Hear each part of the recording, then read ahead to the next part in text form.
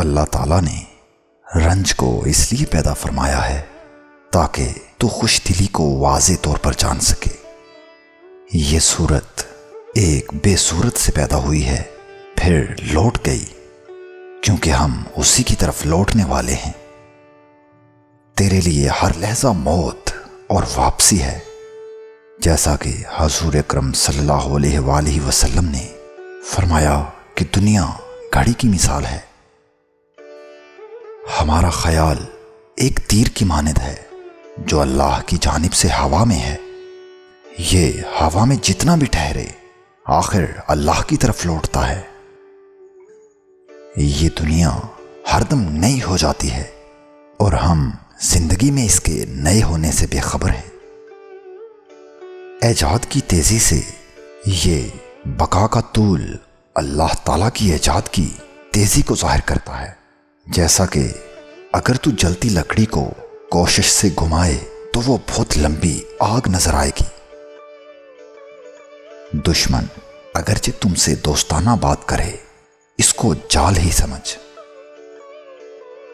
اے معافی کے داتا، عیبوں کی پردہ پوشی کرنے والے، میرے رب گناہوں کا ہم سے بدلہ نہ لے، اور موجودات میں سے جو چیزیں بھی دنیا میں ہیں ہمارے دل پر اس حالت میں ظاہر کر دے جس پر وہ ہیں،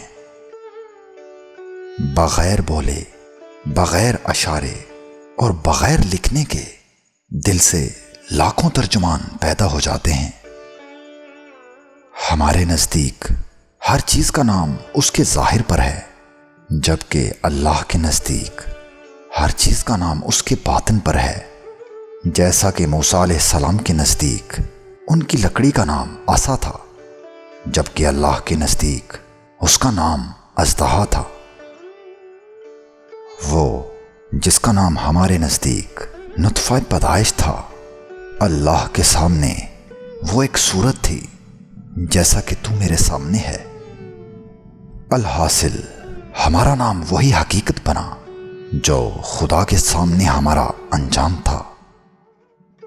اے مخاطب، مبارک ہے وہ شخص جو نیکی کرے، زور کو چھوڑ دے اور عاجزی کرے۔ چہرے کا رنگ دل کی حالت کی علامت ہے۔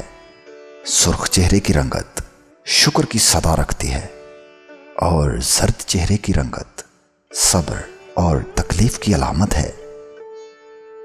جو سمجھدار ہے اس نے کنویں جیسی گہرائی اختیار کر لی۔ تنہائی میں دل کی صفائی ہے۔ جو شخص لوگوں کے پاؤں پکڑے وہ اپنا سر نہیں بچا سکتا۔ جب تو اپنی عادت کی گہرائی پر پہنچے گا پھر تو جانے گا کہ وہ نالائکی تیری ہی تھی۔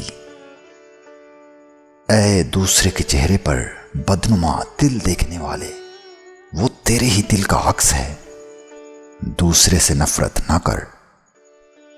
مومن ایک دوسرے کا آئینہ ہے۔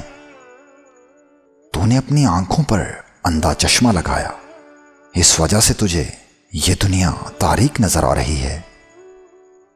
جب اس نے بغیر مانگے تمہیں ان گنت نعمتیں دے دیں تو بھلا مانگنے پر تمہیں کیوں کر نہیں دے گا؟